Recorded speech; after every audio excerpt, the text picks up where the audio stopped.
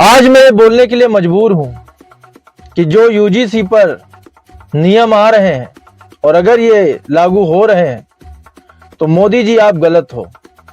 आपकी सरकार की ये नीति गलत है और ये मैं नहीं, आज देश का हर वो शिक्षित वर्ग ये बोलेगा जिसे ये महसूस हो रहा है कि हर बार जनरल कैटेगरी वालों को कितना परेशान किया गया।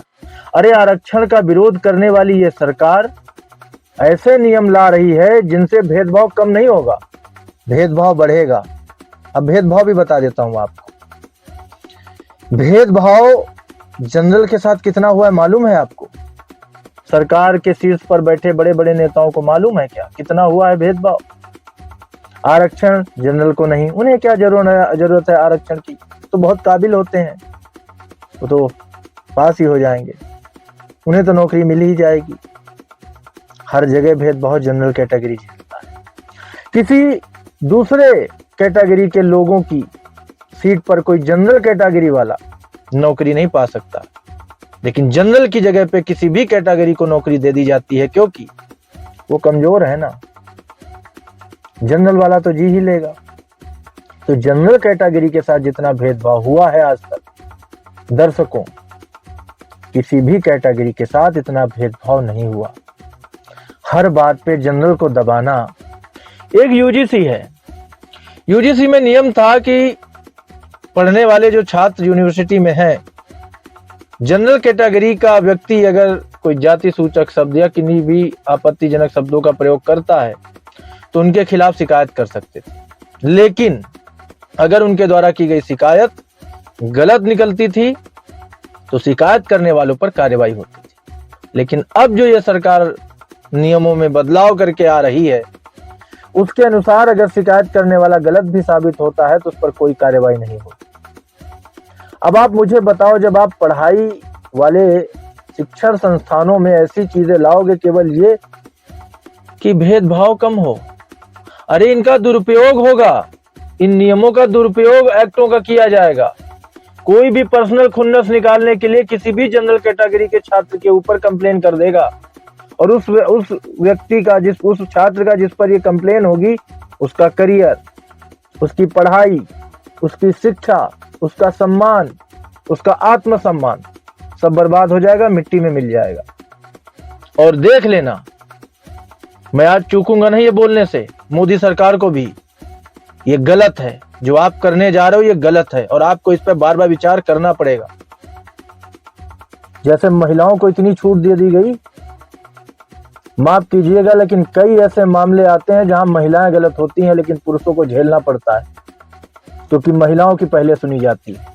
गंभीर गंभीर मुकदमे, गंभीर गंभीर धाराएं और गंभीर गंभीर केस कई बार मर्दों के ऊपर गलत लगाए जाते हैं। पता होता है सबको, प्रशासन को, शासन को, सरकार को, न्यायपालिका को, लेकिन सजा देने पर मजबूर होती है। कई केस चल रहे हैं ऐसे, आंखों के सामने हैं, और वही गलत फायदा उठाया जाएगा इस एक्ट का, क्योंकि अब तो गलत साबित होने पे कोई कार्रवाई ही नहीं है। हाँ ठीक है, आपने आरोप लगा दिया था, लगा दिया, कंप्लेन कर दी तो कर दी, क्या गलत किया?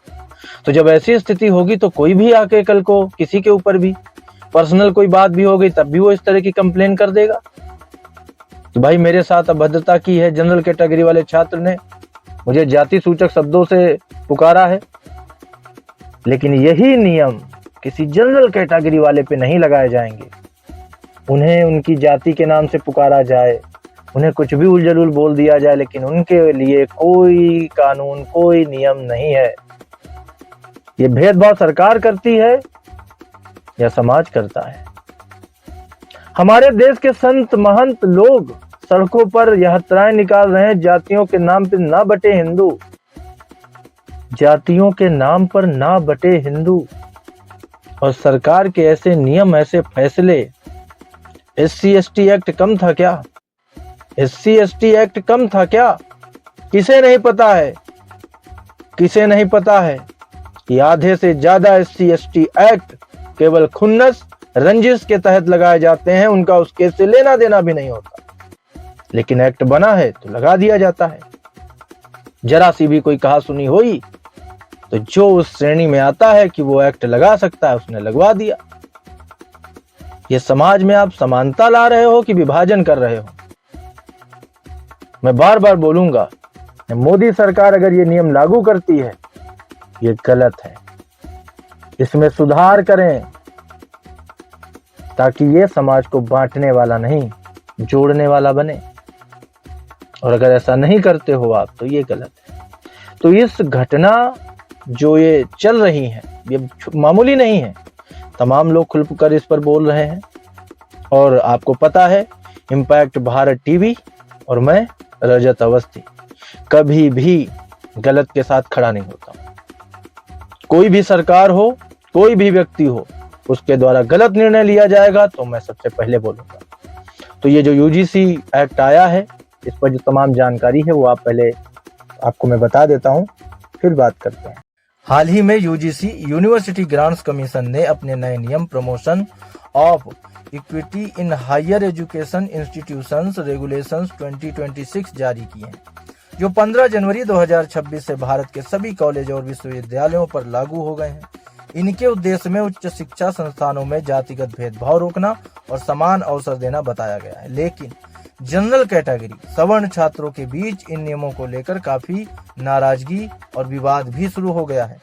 नए नियमों के तहत हर कॉलेज यूनिवर्सिटी में equity committees, equal opportunity centres और इक्विटी स्क्वाड्स जैसी समितियां बनानी अनिवार्य हैं, जो भेदभाव से जुड़ी शिकायतों की तुरंत जांच करेंगी। अब नुकसान क्यों है ये भी समझ लो। छात्रों का कहना है कि नियम में झूठी या दुर्भावनापूर्ण शिकायतों पर कोई कड़ी सजा नहीं दी गई है, जिससे कोई भी बिना पुख्ता सबूत के शिकायत दर्ज करा सकता है। इससे जनरल कैटेगरी के छात्र शिक्षार्थी आसानी से आरोपी बन सकते हैं और उन्हें बिना जांच के मेहनत, प्रतिष्ठा या करियर को नुकसान झेलना पड़ सकता है। और इसी बात का डर जो लोगों को है ना, यही होगा आगे। नए नियमों में भेदभाव की परिभाषा में पहले से कहीं अधिक मौजूदा संरक्षित वर्ग यानी कि SC, ST, OBC को शामिल किया गया है। और आलोचना यह है कि ये मान लिया जाता है कि भेदभाव सिर्फ इन वर्गों के खिलाफ हो रहा है, इन्हीं के साथ हो सकता है। सवर्णों के साथ, जनरल कैटेगरी के साथ भेदभाव नहीं हो सकता है, केवल इन्हीं के साथ होता रहा है हमेशा भेदभाव।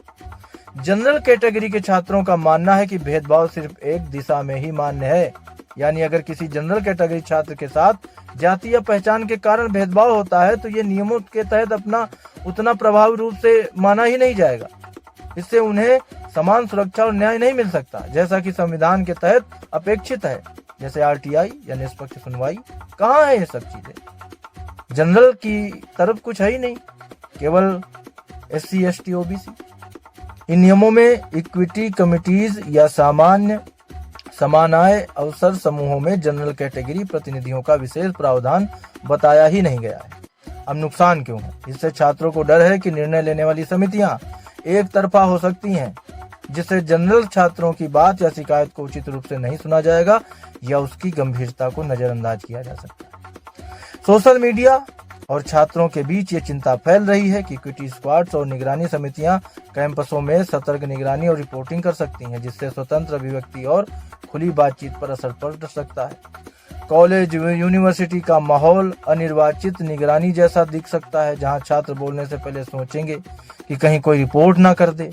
इससे शैक्षणिक और सामाजिक वातावरण तनावपूर्ण हो जाएगा। भाई वही मैं कह रहा हूँ ना कि आप शिक्षण संस्थान बना रहे हो या वहां युद्ध का मैदान बना रहे हो। कुछ छात्र संगठनों ने यह भी कहा है कि नए नियम आर्टिकल 14 समानता के अधिकार के विपरीत है, क्योंकि ये नियम सिर्फ संरक्षित वर्ग के पक्ष में अधिक प्रभावी उपाय रखते हैं और छात्रों की यानी जनरल छात्रों की सुरक्षा पर उतना बल नहीं देते। अगर नियम संविधान की समानता की भावना के अनुरूप निष्पक्ष नहीं है तो इससे न्याय और स्वतंत्रता की भावना प्रभावित हो सकती है, जिससे छात्र कानूनी चुनौतियों का सामना कर सकते हैं। अब वो पढ़ेंगे कि या कानूनी लड़ाई लड़ेंगे वहां कॉलेज में भी जाके। यूजीसी का कहना है कि ये नियम जातिगत भेदभाव को रोकने का समान अवसर प्रदान करते हैं, तो फिर जनरल को भी समान अवसर दो भाई। उनको जातिगत चीजों से बुलाया जाए तो वो ठीक है। और सुरक्षित माहौल सुनिश्चित करने के लिए बनाए गए हैं, ऐसा कह रहा है यूजीसी। यह शिक्षण संस्थानों में हर छात्र को सम्मान और बराबरी का अधिकार दिलाने की कोशिश है। लेकिन क्रियान्वयन और नियमों की भाषा को लेकर मतभेद और आलोचना भी तेज हो रही है। अब नजर रखने वाली बात यह है कि ये विवाद अभी जारी है और समय के साथ इन नियमों में सुधार, संशोधन या सुप्रीम कोर्ट, उच्च न्यायालय में चुनौती भी आ सकते हैं। और मेरे हिसाब से ये ऐसा मुद्दा है जिसे उच्च न्यायालय में चुनौती देनी चाहिए। और सरकार को सबसे पहले चीज सोचनी होगी कि जो कर रहे हैं क्या सही कर रहे हैं। ये जनरल के साथ न्याय है? आप कॉलेज बना रहे हो, शिक्षण संस्थान बना रहे हो या युद्ध का मैदान बना रहे हो? अब आप निर्णय लो कि ये जो एक्ट है ये सही है या गलत है। मेरा ऐसा मानना है कि इस एक्ट में अभी बहुत सुधार करने की जरूरत है। और सबसे बड़ी चीज है कि अगर हम समाज में समानता लाना चाहते हैं तो ऐसे एक्ट क्यों? ये बांटने वाले हैं। भाई संस्थानों में, शिक्षण संस्थानों में छात्र पढ़ने जाएंगे कि वहां युद्ध लड़ने जाएंगे? आप वहां भी अखाड़ा बना रहे हो, वहां भी आप युद्ध का मैदान बना रहे हो। क्यों बना रहे हो भाई? बच्चों को वहां तो पढ़ने दो शांति से, कि आपको यही सब करना है। बहुत दुख के साथ आज मुझे पहली बार ये बोलना पड़ा कि ये सरकार का जो निर्णय है ये बहुत गलत है। अभी भी वक्त है, सुधार कर लीजिए, वरना जिस यूथ की आप बात करते हो मोदी जी, आप बोलते हो ना कि यूथ आपके साथ है, कहीं वो यूथ आपसे नाराज ना हो जाए। और वो यूथ इसीलिए आपके साथ है कि वो इस भारत को, हमारे देश को सफलता, समृद्धता की बुलंदियों पर देखना चाहता है, अपने भविष्य को, अपने देश के भविष्य को उज्जवल देखना चाहता है। और आप जब ऐसे नियम लाओगे, क्योंकि आपसे ऐसी उम्मीदें नहीं है हमें, मोदी जी ध्यान दीजिए इस पर। मैं बार बार ये चीज आज बोलूंगा, ये जो नियम आ रहा है ये गलत है, इस पर ध्यान देने की जरूरत है। प्लीज इस पे ध्यान दीजिए। तो आज के लिए दर्शकों ये बड़ी खबर यहीं तक। हमारी मुलाकात आपसे फिर होगी एक और बड़ी खबर के साथ। तब तक आप देखते रहिए इम्पैक्ट भारत टीवी। आप देख रहे हैं इम्पैक्ट भारत टीवी।